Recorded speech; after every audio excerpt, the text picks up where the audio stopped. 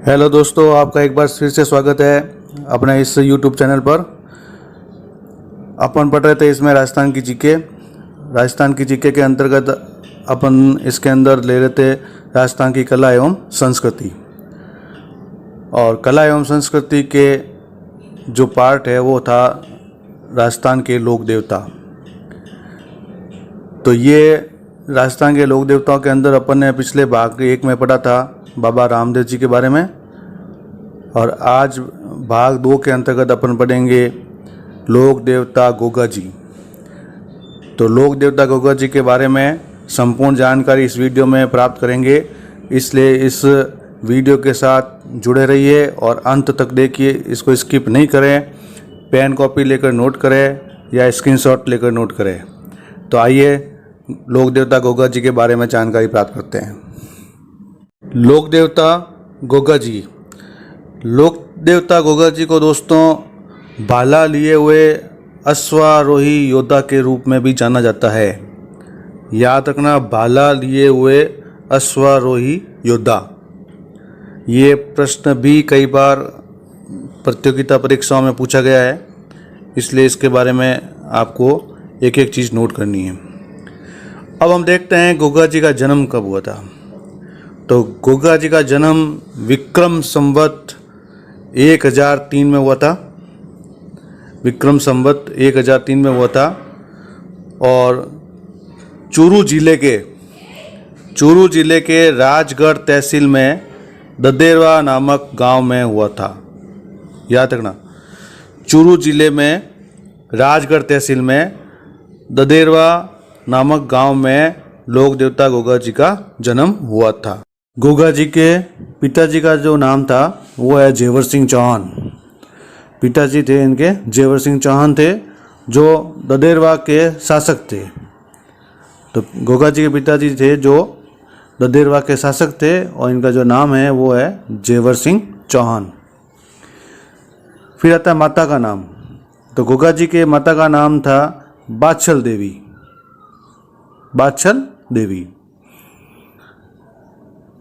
पत्नी का नाम, गोगा जी के पत्नी का नाम था कैलम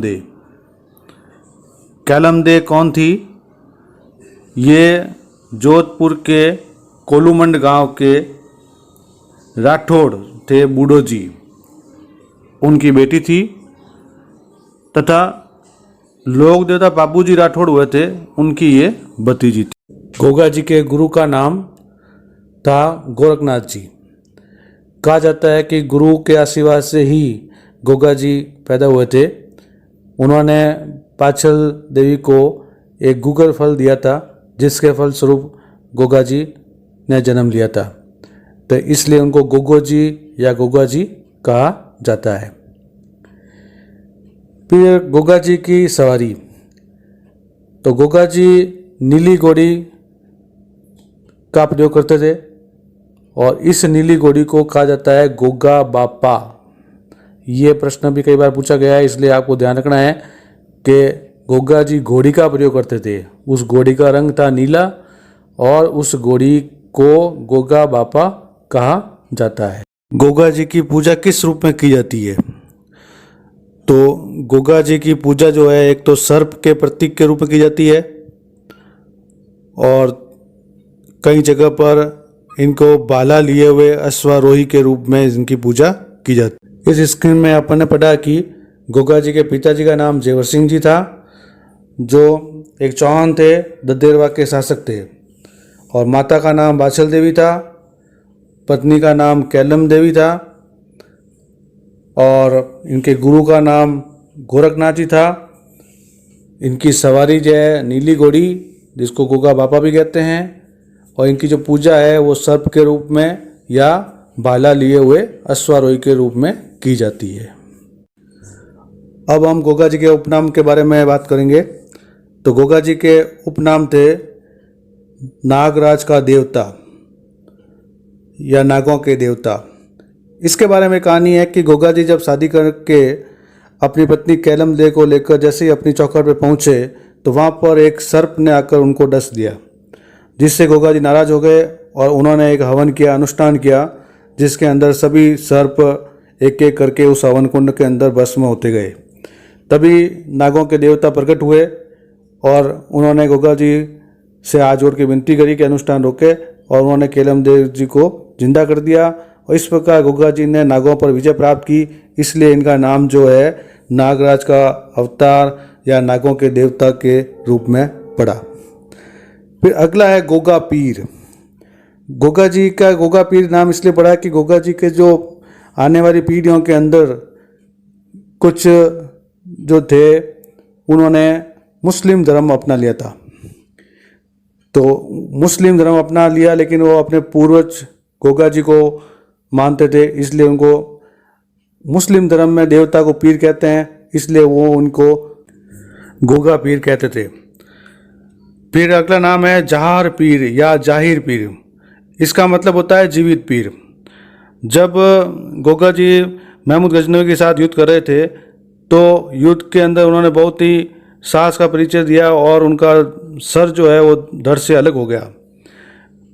सर धड़ से अलग होने के बावजूद भी वो लड़ते रहे। तो महमूद गजनवी बड़ा आश्चर्यचकित हो गया कि ऐसी शक्ति सिर्फ एक पीर में ही हो सकती है, और उनके सामने एक जीवित पीर खड़ा था। तो सर कटा हुआ था लेकिन जीवित पीर की तरह वो लड़ रहे थे, इसलिए उसका नाम जाहिर पीर या जहार पीर पड़ा, और ये नाम उत्तर प्रदेश में ज़्यादा प्रचलित है। अब हम गोगा जी के पूजा स्थल के बारे में बात करते हैं।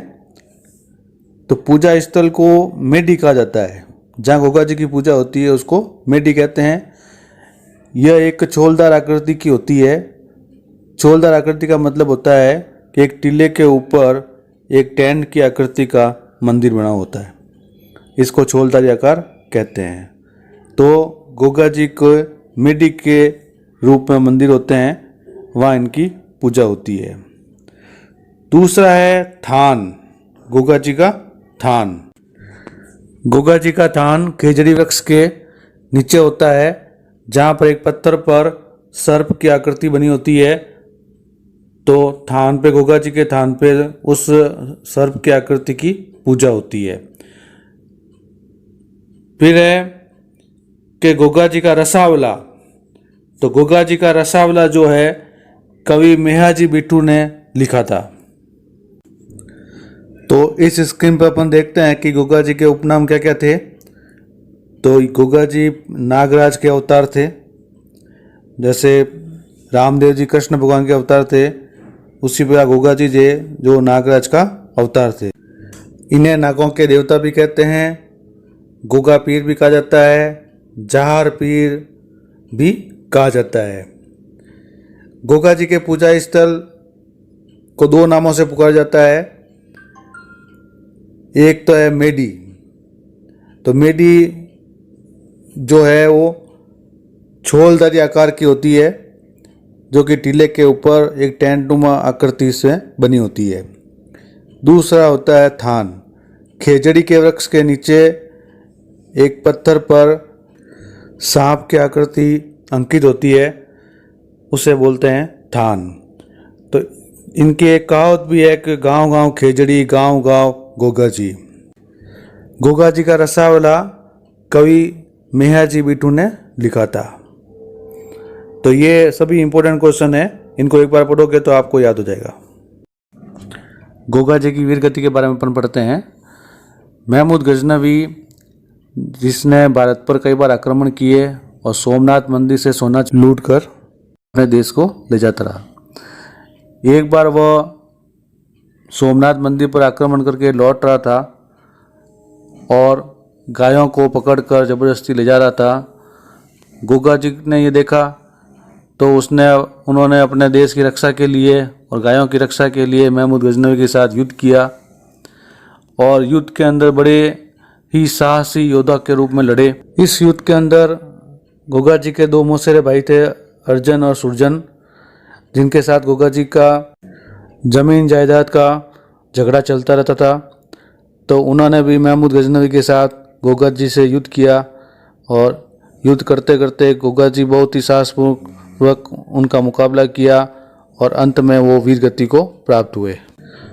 इस युद्ध में गोगा जी का सर कट के अलग हो गया था, तो ददेरवा के पास में जिस स्थान पर उनका सिर गिरा वह स्थान शीर्ष मेडी या शीश मेडी के रूप में जाना जाता है, तथा जिस स्थान पर उनका धड़ गिरा वह नोवन हनुमानगढ़ के पास स्थित है। उस स्थान को गोगा मेडी या धड़ मेडी या दूर मेडी कहा जाता है। यहाँ पर गोगा जी की समाधि स्थित है। तो इस प्रकार दोस्तों अपन देखते हैं कि गोगा जी युद्ध करते समय उनका सर जो है धड़ से अलग हो गया था। तो जिस स्थान पे सर गिरता है वह स्थान ददेरवा के पास आया हुआ है। इसको अपन शीश मेडी और या शीश मेडी कहते हैं। और जहाँ पे इनका धड़ गिरा था वह गोगा मेडी के रूप में प्रसिद्ध है। यहाँ पर इनकी समाधि बनी हुई है और ये गोगा जी की सबसे बड़ी मेडी है जो कि नौहर हनुमानगढ़ में स्थित है। अब हम देखते हैं कि गोगा मेडी का निर्माण किस प्रकार से हुआ। तो गोगा मेडी का निर्माण एक रेत के टीले पर हुआ था। इसका निर्माण सबसे पहले फिरोज शाह तुगलक ने करवाया था। गोगा मेडी की जो बनावट है वो मकबरा नुमा है तथा इसके मुख्य द्वार पर बिस्मिल्लाह शब्द अंकित है। उसके बाद में इसका जो जीर्णोद्धार है वो बीकानेर के शासक गंगा सिंह द्वारा कराया गया हिंदू शैली में। इस प्रकार से गोगा मेडी जो है हिंदू और मुस्लिम दोनों ही शैली में बना हुआ है। पहले फिरोज शाह तुगलक ने बनाया था मकबरा नुमा और उसके बाहर जो है बिस्मिल्लाह शब्द अंकित था। अब उसके बाद में उसका जीर्णोद्धार हुआ और वो बीकानेर के शासक गंगा सिंह द्वारा बनाया गया।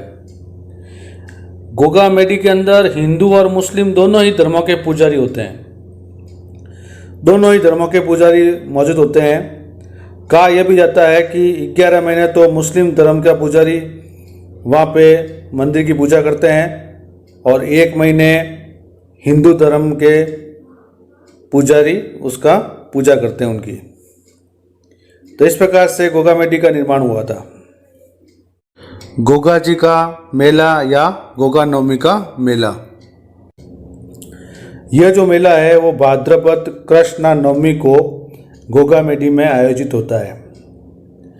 गोगा नवमी का मेला जो है भाद्रपद कृष्ण नवमी को गोगा मेडी के अंदर आयोजित होता है, जिसमें सभी धर्म और मजहबों के लोग शामिल होते हैं।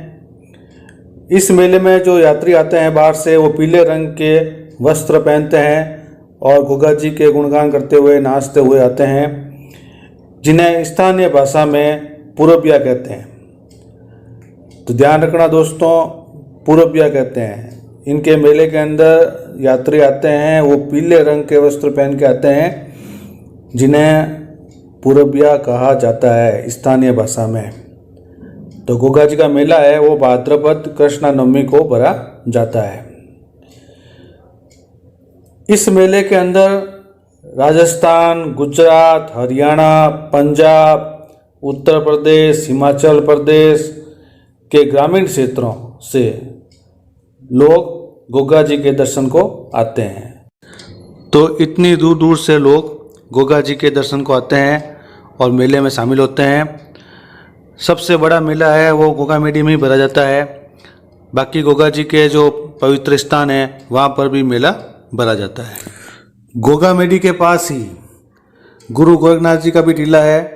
लोग जब मेले में आते हैं तो सबसे पहले उनके दर्शन करते हैं, तथा गोगा मेडी के पास ही गोरख तालाब है, वहाँ पे वो स्नान करते हैं। उसके बाद वे गोगा मेडी के दर्शन करने जाते हैं।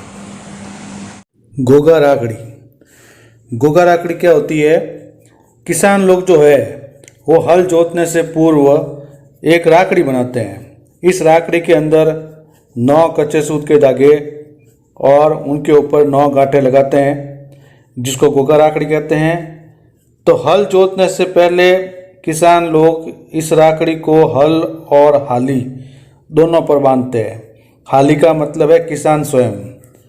तो हल के ऊपर भी राखड़ी बांधते हैं और खुद भी राखड़ी बांधते हैं, जिसको गोगा राखड़ी कहते हैं। इसमें 9 गांठें होती है और 9 ही धागे होते हैं, जिसको गोगा राखड़ी कहा जाता है। गोगा जी के बाद वाली जो पीढ़ियाँ थी उसमें से पहले भी मैंने बताया था कि उसमें से कुछ जो लोग हैं उन्होंने मुसलमान या मुस्लिम धर्म को ग्रहण किया था, तो वो लोग कायम खानी मुसलमान कहलाए। तो इसलिए कायम खानी मुसलमान जो थे वो गोगा जी को अपना पूर्वज मानते थे और अभी भी मानते हैं।